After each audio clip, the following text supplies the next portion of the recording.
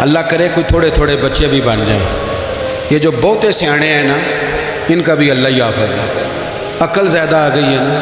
اس لیے اقبال جیسے لوگوں نے کہا تھا خیرت کی گتھیاں سلجھا چکا ہوں، یا رب مجھے صاحب جنوں کر دے، صاحب جنوں کر دے، صاحب اللہ کوئی تھوڑا سا مجھے مجنون بھی بنا. یہ زیادہ عقل تو کسی کام کی رہی نہیں، پاگل کر دی، پاگل کر دی. بہت سارے لوگ ایسے زیادہ سمجھدار ہوتے ہیں، لہذا معافی دینے کو تیار ہے.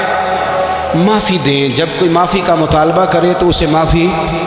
سب سے مشکل کام ہوتا ہے لمبی لسٹ والے دشمن کو معاف کرنا. لسٹ جس کی لمبی ہو نا غلطیوں کی، ایک آدھ غلطی تو معافی ہو جاتی ہے. کچھ لوگوں کی لسٹ بھی بڑے کچھ عادی مجرم بھی ہوتے ہیں، لسٹ لمبی ہوتی ہے، ان کو معافی دینا بھی تھوڑا سا مشکل ہوتا ہے. لیکن کمال بھی یہ ہے کہ جس کی لسٹ لمبی ہو اسے یک جنبش قلم بندہ معاف کر دے. کو چھٹی ہو گئی، جا تجھے معاف کیا. اور یہ ہمیں کیوں کرنا چاہیے کہ میرا رب بھی ایسے کرتا ہے، میرا رب بھی ایسے، وہ گنواتا تو نہیں نا، یہ بھی کیا، یہ بھی کیا، یہ بھی کیا. حضور فرماتے ہیں، ذرا سننا حدیث.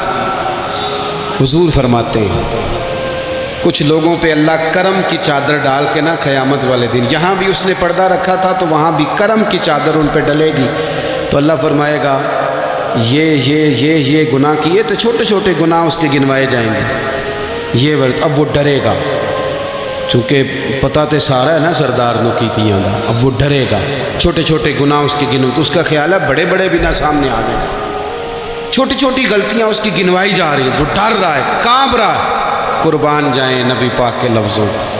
کچھ گلاں اجیاں نے قرآن پاک اجیاں نے، یہ نا میری دادی کہا کرتی تھی، میری اماں کہا کرتی تھی، اے کچھ کام اجائے نے.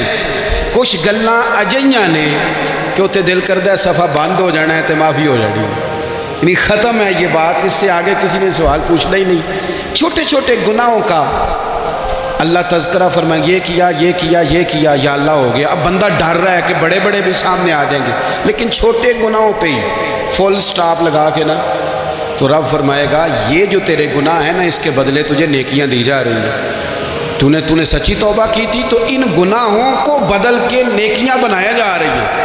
پہلے ڈر رہا تھا، حضور فرماتے ہیں، اب فٹافٹ بول پڑا، کہنے لگا یا اللہ میں نے تو بڑے بڑے بھی کیے ہیں. یعنی اگر چھوٹوں کی نیکیاں بن گئی ہے تو وہ پاپ کی طرح بڑے بڑے وہ میرے کدھر ہیں. کریم یہ بات کر رہے ہیں اور صحابہ رو رہے ہیں، میں نے تو بڑے بڑے بھی کیے ہیں، بڑے بڑے کدھر ہیں. اللہ تعالیٰ بندوں کو معاف فرماتا ہے. رب اپنے بندوں کو وہ معاف کرتا ہے. اگر اللہ معاف نہ کرے تو جتنے جرم ہمارے رب کو ہمارا پتہ ہے. بتاؤ سویرے روٹی ملے، سانس ملے، شعور قائم رہے، جب مالک اتنا معاف کرتا ہے تو ہم اس کے بندوں کو کیوں نہیں معاف کرتے؟ کر دے معاف.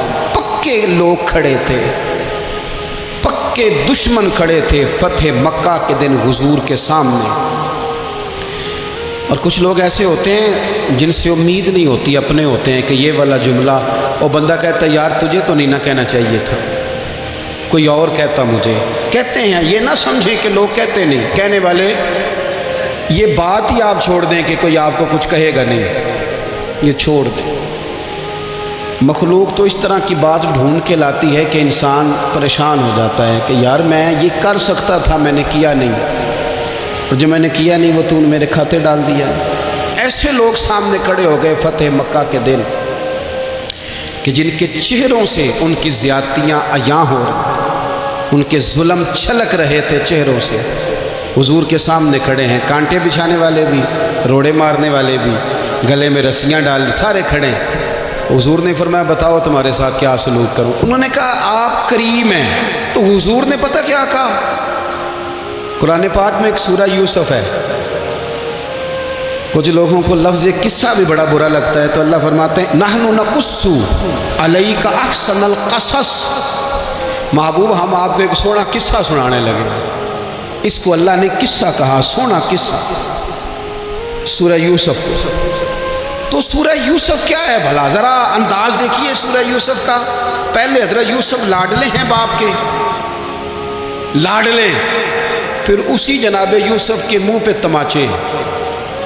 پھر وہی جناب یوسف کنویں میں ہے، پھر کنویں سے بچ گئے، کنویں میں گرا بھی بندہ کبھی بچتا ہے، بچ گئے، اللہ کی شان ہو تو بچ جاتا ہے، بچ گئے۔ فرماتے ہیں میں نے سمجھا بچ گیا ہوں، جب بچ گیا تو بڑی تکلیف ہوئی۔ بھائیوں نے کہا ہمارا غلام ہے، ہم نے بیچنا ہے، سگے بھائیوں نے بیچا، جو باپ کی طرف سے سگے تھے بیچا۔ فرماتے ہیں میں بکا، اب بڑا پریشان تھا کہ یار کبھی آپ غور کریں نا کسی کا ریٹ لگ جائے۔ فرماتے ہیں اب بڑا پریشان تھا، اور جب میں مصر میں گیا تو میں کونے میں کھڑا ہوں اور لوگ مجھے خرید رہے ہیں۔ محبت میں یہ قصہ سنانا تو آسان ہے کہ بی بی اٹی لے کے آ گئی تھی، پر جو بیچ رہا ہے اس کا بھی تو حال دیکھو نا کیا ہے، اس کا ریٹ لگ رہا ہے، یہ بھی تو بڑی۔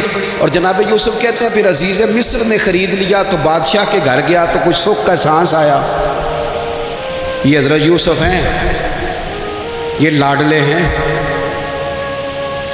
فرماتے ہیں سکھ کا سانس لیا ہی تھا کہ جناب زلیخا نے الزام لگایا، اور وہ غلطی معاذ اللہ جس کا تصور بھی نہیں، اس کی پاداش میں سالوں جیل کاٹا۔ لیکن خدا کی حکمت ہے نا، اللہ کا کرم ہے نا، جس ملک کے وہ قیدی تھے رب نے اسی ملک کا حکمران بھی بنا دیا۔ یہ اللہ کی حکمت ہے نا، تقاضے ہیں نا۔ صبح کے تخت نشین شام کے مجرم ٹھہرے، ہم نے پل بھر میں نصیبوں کو بدلتے دیکھا، وہ جو چاہے جب چاہے کر دے۔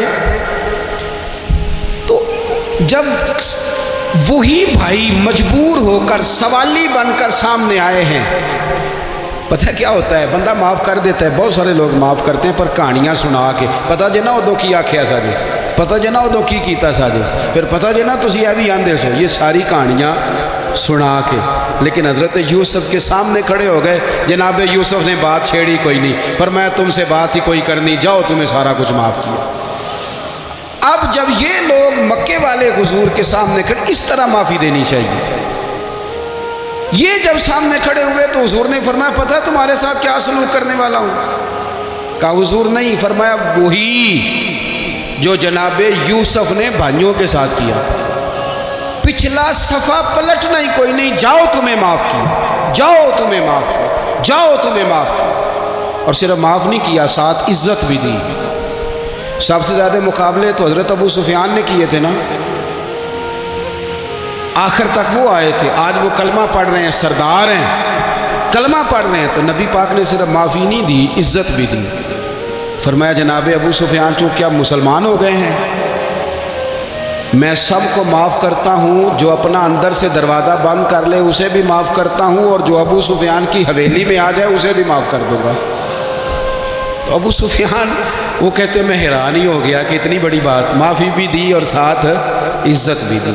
تو آج جو سبق آپ کی خدمت میں نے عرض کیا ہے، اس کو آپ امید ہے یاد رکھیں گے۔ ایک تو یہ کہ معافی مانگ لیں، اگر کسی جگہ ہمارا معافی مانگنا اگر ہم سمجھتے ہیں، ہمارا دل ضمیر گواہی دیتا ہے کہ مجھے معافی مانگنی چاہیے تو معافی مانگیں۔ اور دوسرا پھر معافی دیں بھی، اور معافی دیں، سیاسی صلح نہ کریں، معافی دیں تو پھر واقعی دیں دل سے۔ اور آخری بات یہ کہ جس طرح ہم نے لوگوں سے معافی لینی ہے اور معافی دینی ہے، اسی طرح جہاں ہم سے شرعی قباحتیں ہوئی ہیں، اخلاقی کمزوریاں ہوئی ہیں، ایک بات تو اچھی طرح سمجھ لیں کہ نفل پڑھنے سے حقوق العباد نہیں معاف ہوتے، وہ بندے سے معافی مانگنے سے ہوتے۔ ساری رات کو بندہ تسبیح پڑھے اور کہے کہ میں نے اماں کی نافرمانی کیا تو معافی ہو جائے گی، نہیں، وہ اماں ہی معاف کرے گی تو معافی ہوگی، وہ ابا ہی معاف کرے گا تو پھر ہی معافی ہوگی۔ تو جو جہاں شریعت کی مخالفت کی ہے وہاں بھی معافی مانگیں، اللہ کے حضور گڑ گڑائیں، توبہ کریں، اور توبہ بدل جانے والی کریں، تبدیل ہو جانے والی توبہ کریں۔ معافی مانگ بھی لیں، معافی دے بھی دیں، اور آپ سے یہ بھی گزارش کروں گا کہ جہاں اللہ رسول کی ہم سے نافرمانی ہوئی ہے وہاں تنہائی میں 2 نفل پڑھ کے، تنہائی میں اللہ تعالیٰ سے بھی معافی کے خواستگار ہوں۔ یاد رکھیں جب اس کی خفیہ تدبیر آ گئی تو پھر معافی کا وقت ہو سکتا ہے خدا نہ کرے ہمیں نہ مل سکے، تو اب وقت ہے، خوب استغفار کریں، خوب معافی مانگیں۔ اللہ تعالیٰ آپ کو اور مجھے عمل کی توفیق عطا فرمائے۔